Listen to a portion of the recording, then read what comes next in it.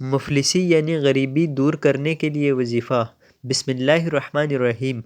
جو شخص روٹی کھاتے وقت یہ اسم مبارک کو پڑھے گا، بھوک، پیاس، زخم اور درد وغیرہ کی تکلیف سے انشاءاللہ محفوظ رہے گا۔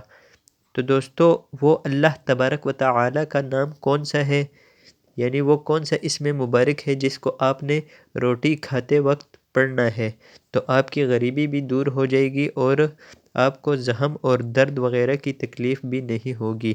تو دوستو آپ کا قیمتی وقت ضائع کیے بغیر آپ کو بتا دیتا ہوں، لیکن اس سے پہلے آپ سے ایک چھوٹی سی ریکویسٹ ہے، اگر آپ اس چینل پر نئے ہیں تو چینل کو سبسکرائب کر دیجئے۔ تو چلیے دوستو آپ کو بتا دیتا ہوں اللہ تبارک و تعالی کا وہ نام کون سا ہے، وہ نام ہے یا قابضو۔